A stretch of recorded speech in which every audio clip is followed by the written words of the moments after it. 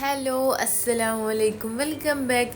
ഇന്നില്ലേ ഒരു കപ്പ് പച്ചരിയും നേന്ത്രപ്പഴവും വെച്ചിട്ട് നല്ല അടിപൊളിയായിട്ടുള്ളൊരു 4 മണി പലഹാരത്തിൻ്റെ റെസിപ്പി നോക്കിയാലോ.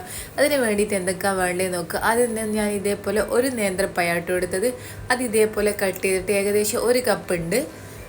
അതൊരു മിക്സിയുടെ ജാറിലേക്ക് ഇട്ട് കൊടുക്കുക. പിന്നെ ഇതിലേക്ക് വേണ്ടത് ഒരു 1/4 കപ്പ് വെള്ളമാട്ടോ. വെള്ളം കൂടി പോവരുത്. ഞാൻ ഈ പറയുന്ന മെഷർമെൻറ്റിന് കറക്റ്റ് വെള്ളം തന്നെ നിങ്ങൾ എടുക്കാൻ ശ്രദ്ധിക്കുക കേട്ടോ. എന്നിട്ട് നല്ല പോലെ അരച്ചെടുത്ത് വന്നിട്ടുണ്ട്. അതൊരു ബൗളിലേക്ക് മാറ്റി കൊടുക്കുന്നുണ്ട് കേട്ടോ. ഇനിയിപ്പോൾ ഇതിലേക്ക് വേണ്ട ഞാനിപ്പോൾ രാത്രി ഓവർനൈറ്റ് സോക്ക് ചെയ്ത് വെച്ച ഒരു കപ്പ് പച്ചരി ആട്ടെ. 250 ml കപ്പിൽ ഒരു കപ്പ് പച്ചരിയാണ്. കഴുകിയിട്ടാട്ടോ സോക്ക് ചെയ്യാൻ വെച്ചത്. എന്നിട്ട് തീരെ വെള്ളം ഇല്ലാണ്ട് നല്ല പോലെ വെള്ളമൊക്കെ ഡ്രെയിൻ ചെയ്തതിന് ശേഷം മിക്സിയുടെ ജാറിലേക്ക് ഇട്ട് കൊടുക്കുക. വെള്ളം ഉണ്ടാവരുത്, പ്രത്യേകം ശ്രദ്ധിക്കണം. അപ്പോൾ നമ്മൾ പിന്നെ വെള്ളം ഒഴിക്കുമ്പോൾ എല്ലാം കൂടി അളവ് മാറിപ്പോകും കേട്ടോ. ഇനി ഇതിലേക്ക് ഒരു 1/4 കപ്പ് ചോറിട്ട് കൊടുക്കുന്നുണ്ട്.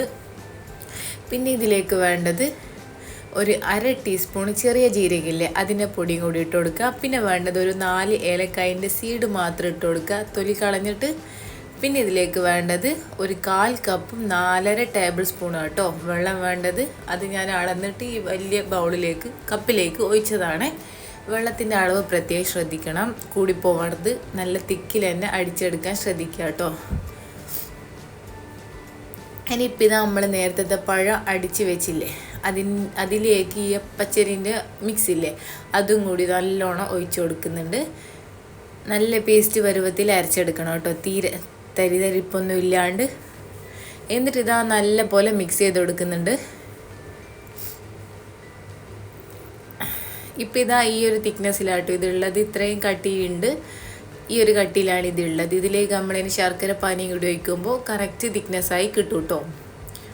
ഇനിയിപ്പോൾ ഇതൊരു സൈഡിലേക്ക് മാറ്റി വെച്ച് കൊടുക്കുക. വേറൊരു പാത്രം എടുത്തിട്ട് അതിലേക്ക് 2 ഇഞ്ച് ശർക്കരയില്ലേ, ഞാനിപ്പോൾ വലുതായതുകൊണ്ട് ഒരു 150 ഗ്രാം ഉണ്ടാകും.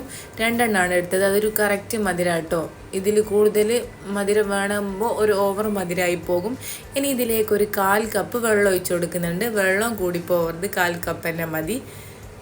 കുറച്ച് കഴിഞ്ഞിട്ട് നമ്മൾ ഇതിലേക്ക് കുറച്ചും കൂടി വെള്ളം ഒഴിച്ച് കൊടുക്കുന്നുണ്ട്. അത്രയാണ് ഞാൻ പറയാം. ഇപ്പോൾ ഇതാ ഒന്ന് ശർക്കര ഒന്ന് മെൽറ്റായി വന്നപ്പോൾ ഭയങ്കര കട്ടിയായിട്ടുണ്ട്. അപ്പോൾ അതിലേക്ക് ഞാനൊരു 2 ടേബിൾ സ്പൂൺ വെള്ളവും കൂടി ഒഴിച്ച് കൊടുത്തിട്ടുണ്ട്. എന്നിട്ട് ഇത് നല്ല പോലെ മെൽറ്റ് ചെയ്തെടുത്തിട്ടുണ്ട് കേട്ടോ. അപ്പോൾ വെള്ളമൊക്കെ നല്ല പോലെ ഉരുകി വന്നിട്ടുണ്ട്. ഇനിയിപ്പോൾ ഇതാ ചൂട് ഓഫ് ചെയ്താൽ ചൂടോടെ തന്നെ നമ്മൾ നേരത്തെ പച്ചരിൻ്റെയും പഴത്തിൻ്റെയും മിക്സ് ഇല്ലേ അതിലേക്ക് ഒഴിച്ചു കൊടുക്കണം. ഈ ചൂടോടെ കൂടെ നമ്മൾ ഒഴിക്കുമ്പോൾ കേട്ടോ നമുക്ക് ഈ കലത്തപ്പം നല്ല ആരെടുത്ത് കിട്ടുക. ചൂട് തണിഞ്ഞാൽ ആരെടുത്ത് കിട്ടൂല കേട്ടോ, അത് ശ്രദ്ധിക്കണം. നല്ല തിളച്ച ചൂടോടെ തന്നെ ഒഴിച്ചിട്ട് അന്നപ്പം തന്നെ നമ്മൾ മിക്സ് ചെയ്യാൻ വേണം കേട്ടോ.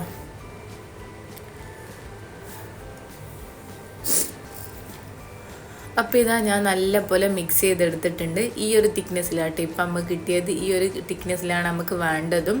ഇനിയിപ്പോൾ ഇതാ വേറൊരു പാത്രം വെച്ച് ചൂടാക്കിയിട്ട് അതിലേക്ക് കുറച്ച് വെളിച്ചെണ്ണ ഒഴിച്ച് കൊടുത്തിട്ടുണ്ട്. ഇനിയിപ്പോൾ ഇതിലേക്ക് കുറച്ച് തേങ്ങാക്കൊത്തില്ലേ അതും കൂടി ഇട്ട് കൊടുക്കാം. എന്നിട്ട് നല്ല പോലെ അതൊന്ന് വന്നാൽ ഒരു ഗോൾഡൻ കളർ ആവൂലേ, അത്രയും കളർ മതി. വല്ലാണ്ട് കരിച്ചെടുക്കുക അങ്ങനെ വേണ്ട കേട്ടോ,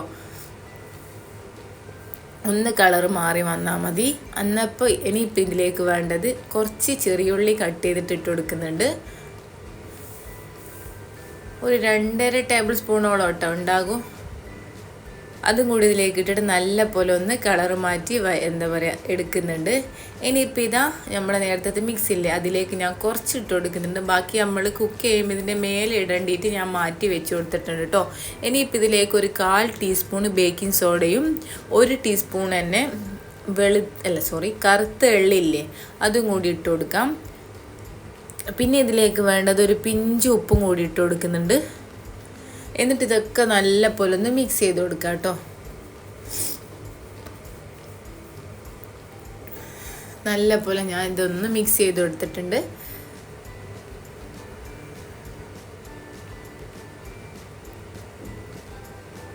ഇനിയിപ്പോൾ ഇതാ ഞാൻ ഒരു സ്റ്റൗ ടോപ്പിലേക്ക് ഒരു അപ്പച്ചട്ടി കേട്ടോ വെച്ച് കൊടുത്തത്. അല്ലെങ്കിൽ കുഴിയുള്ള ചീനച്ചട്ടി ഉണ്ടെങ്കിൽ അതും വെക്കാം കേട്ടോ.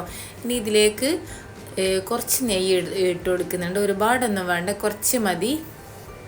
അതൊന്ന് ഉരുകി വന്നാൽ നമുക്കിതിലേക്ക് ഒരു ഒന്നര തവിയോളം മാവ് ഇതിലേക്ക് ഒഴിച്ചു കൊടുക്കുന്നുണ്ട്. ആ സമയം ഹൈ ഫ്ലെയിമിലാട്ടോ നമ്മൾ എന്താ പറയുക തീ വേണ്ടത്. എന്നിട്ട് ഇതിൻ്റെ മേലെ നമ്മൾ നേരത്തെ തേങ്ങൻ്റെ ഉള്ളിൻ്റെ മിക്സ് ഇല്ലേ അത് കുറച്ചിട്ട് കൊടുക്കുന്നുണ്ട്. എന്നിട്ട് ഇത് അടച്ച് വെച്ചിട്ട് നല്ല ലോ ഫ്ലെയിമിൽ, എത്രത്തോളം ലോ ഫ്ലെയിം വെക്കാൻ പറ്റുമോ അത്രയും നല്ല ലോ ഫ്ലെയിമിലാക്കിയിട്ട് ഒന്ന് കുക്ക് ചെയ്തെടുക്കുക. അപ്പോൾ ഇതാ ഒരു 4-5 മിനിറ്റ് ഞാൻ ആ സൈഡ് വെച്ച് കുക്ക് ചെയ്തിട്ടുണ്ട്. എന്നിട്ട് ഇതൊന്ന് തിരിച്ചിട്ട് കൊടുക്കുന്നുണ്ട്. ഇനി ഇപ്പുറത്തെ സൈഡും കൂടി ഒരു 3-4 മിനിറ്റും കൂടി നമുക്കൊന്ന് കുക്ക് ചെയ്തെടുക്കാം.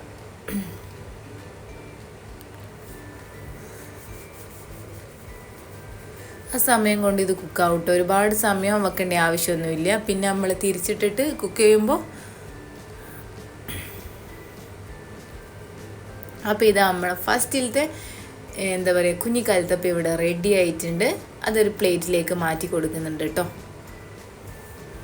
ഈ സമയം ഞാനൊരു ടൂത്ത് പിക്ക് വെച്ച് കുത്തി നോക്കാം കേട്ടോ. നമുക്ക് എന്താ പറയുക ഉള്ളൊക്കെ നല്ല പോലെ കുക്കായിട്ടുണ്ടോയെന്ന്. അത് നല്ല ക്ലീനായിട്ട് ഒട്ടിപ്പിടിക്കാണ്ടാക്കി കിട്ടുന്നതെങ്കിൽ നല്ല പോലെ കുക്കായിട്ടുണ്ടെന്ന് കേട്ടോ അതിൻ്റെ അർത്ഥം. ഇനിയിപ്പോൾ എന്നിട്ട് അതൊരു പ്ലേറ്റിലേക്ക് ഇട്ട് കൊടുക്കാം.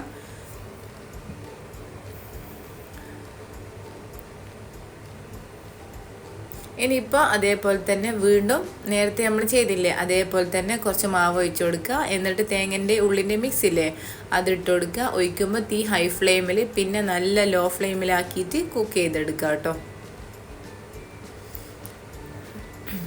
അപ്പോൾ ഇതാ നമ്മൾ നല്ല ടേസ്റ്റി ആയിട്ടുള്ള നേന്ത്രപ്പഴവും എന്താ പറയുക നേന്ത്രപ്പഴം ഈ കലത്തപ്പത്തിലേക്ക് ഇടുമ്പോൾ നല്ല ടേസ്റ്റ് ആട്ടോ. ഇങ്ങനെ നിങ്ങൾ ചെയ്തിട്ടില്ലെങ്കിൽ ട്രൈ ചെയ്ത് നോക്കണം കേട്ടോ. അടിപൊളിയാണ്, നല്ല സോഫ്റ്റാണ്, നല്ലോണം ആരെടുത്ത് വന്നിട്ടുണ്ട് കേട്ടോ.